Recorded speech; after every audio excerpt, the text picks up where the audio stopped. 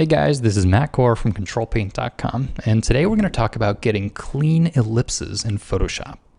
But as a quick reminder, if you look below the post, you'll find links for free brushes and worksheets, as well as in-depth premium series available in the Control Paint store. Now generally this is something that I'd be doing with the brush tool, but in the case of ellipses, I actually like to use the shape tool.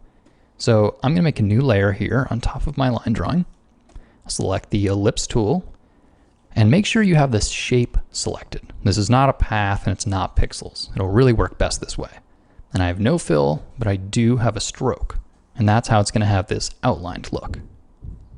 Now the nice thing about this being vector-based is that I can just move it around my canvas and put it where I want it. And I don't have to worry about degrading the quality like if I were transforming pixels. So another thing I can do is duplicate it, and then I can shrink it down, duplicate it again, shrink it down. Now normally if I were shrinking something down like this, the line quality would be thinner. You'd have sort of the thickest one would be the large one, and then every time I shrunk it down, it would look accordingly smaller. Now in this case, they all have a 2-pixel stroke, and that's not going to change no matter how much you transform it. So for having sort of uniform line weight, these are excellent. Now you'll see there's a problem here. This is an overlapping form, and yet you can see the entire thing. As you can see here, I'm not allowed to use the eraser tool. This is a vector layer. But there's a workaround. I like to add an empty mask, and this I can paint in with black brush. So using the brush tool, I can hide away part of this layer, and then I can continue with my drawing. So I'll select my original one here, duplicate it. I need to change the degree of this ellipse a little bit. And then in this case, I'd probably apply another empty mask and hide away part of it.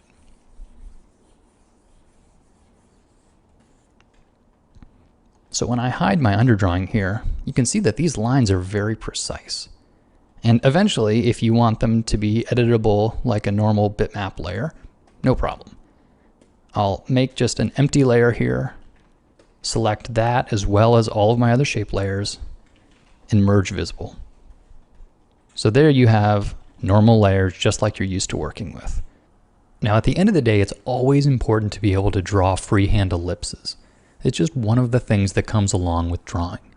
But sometimes what you need is a little more accuracy, and in those cases, using a shape like this is really just a great way to go about it. You can modify it as much as you want, you can duplicate them, and the line weight is always going to stay the same. So really, it might not feel exactly like drawing, but it's extremely useful when the situation calls for it. So here you can see a little worksheet that I've made to go along with this video. And these are just ellipses of various sizes and shapes, some of which you can see the entirety of, and some of which are partially covered up. I encourage you to download this and just try tracing these shapes using the ellipse tool. It's one of those things that is a little awkward at first, but you'll quickly get the hang of it and you'll see why these are so powerful. So have fun drawing, and thanks for coming to the site, guys.